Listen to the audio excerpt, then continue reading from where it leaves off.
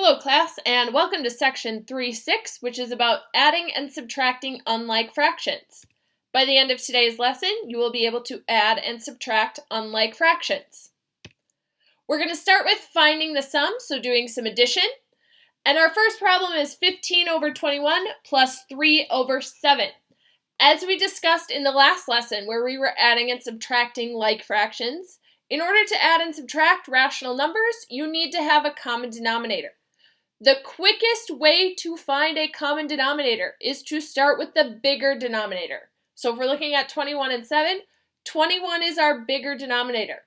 We're going to find multiples of 21, so 21 times 1. In this case, 21 times 1 is also a multiple of 7. So because 7 can go into 21, we can stop right here, and 21 is going to be our common denominator.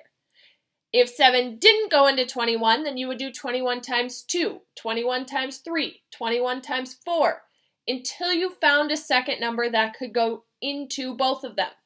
So since 7 can go into 21, we need to turn this 7 into a 21, which means we're going to multiply that by 3.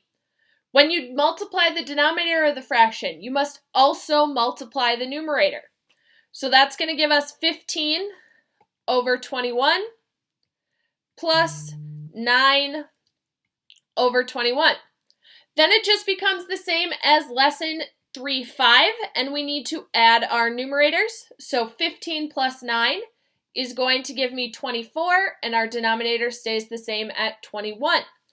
Because it is an improper fraction, we're going to turn it into a mixed number. So 21 goes into 24 one time, and then there are 3 out of 21 left over.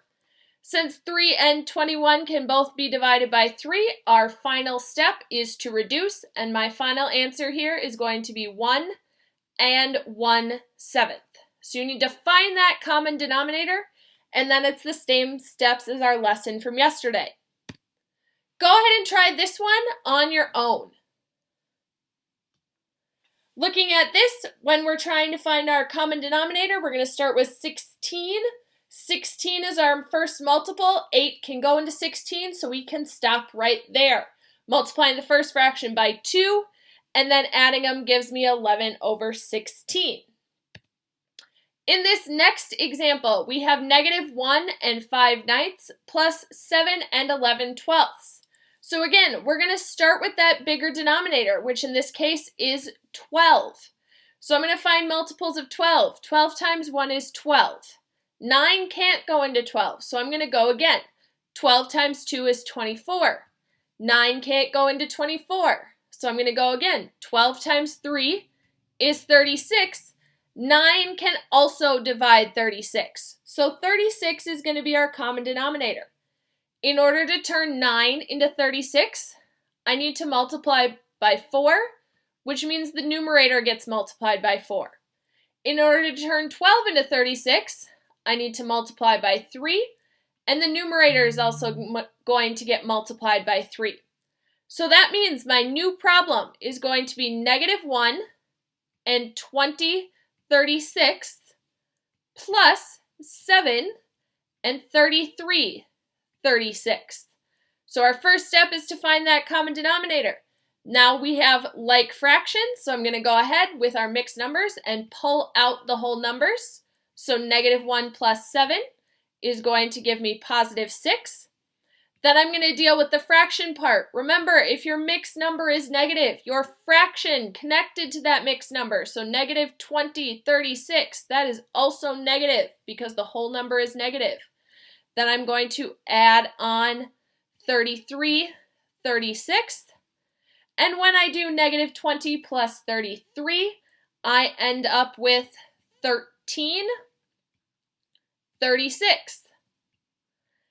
Then, since I have a +6 and a +13/36, I can just go ahead and put those together. So 6 plus 13/36 is going to give me a final total of 6 and 13/36 as your final answer for this sum. Go ahead and try this one on your own. Finding your multiples of 7. You've got 7, 14, which can't be divided by 6. 21 can't be divided by 6. 28 can't be divided by 6. 35 can't be divided by 6. 42 can be divided by 6.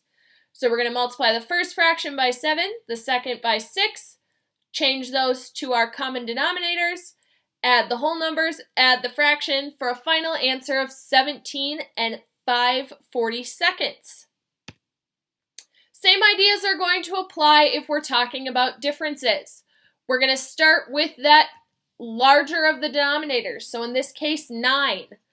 9 times 1 is 9, which cannot be divided by 6. 9 times 2 is 18. That can be divided by 6. So we're going to turn 9 into 18 by multiplying by 2, and we're going to turn 6 into 18 by multiplying by 3.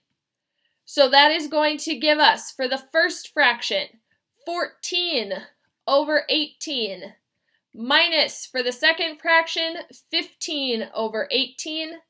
Then we've got our common denominators, so we can just subtract. 14 minus 15 is going to give us negative 1 over 18, and there is no reducing left to do in this problem. Go ahead and try this one on your own. First we've got 11, then 22, 33, and we finally get down to 44 when they have a common denominator. Multiply the first fraction by 4, the second by 11, do your subtracting, and you end up with 1 over 44. Last example here, finding with mixed numbers. Again, we're going to start by finding that common denominator. So our bigger one, we've got 13. 2 can't divide 13. So then we've got 26. 2 can divide 26. So we're going to multiply the first fraction by 2 and the second one by 13. Once we do that, our mixed numbers then become negative 4 and 6/26 minus 5 and 13/26. Then we're going to split it up, the whole numbers and the fractions. So for our whole numbers, we've got 4 minus 5, which is going to give you a negative 9. Then for your fraction portion, we're going to have negative 6/26. Remember, again, if the whole number is negative, the fraction is negative. And then subtracting 13/26, and that's going to give us negative 19 over 26, which cannot be reduced. So then when we put it all together, we're at negative 9 minus 19/26, which is going to give us a final answer of negative 9 and 19/26, which cannot be reduced. Go ahead and try this last one on your own. So we've got 6 can't be divided by 5, neither can 12, neither can 18, neither can 24, until we get down to 30. So multiply the first fraction by 5, the second by 6, gets you to your common denominators. Split the whole number in the fractions. Putting your final answer all together, you get 2 and 11/30. If you have questions about this or anything else from the lesson, please feel free to reach out and let me know.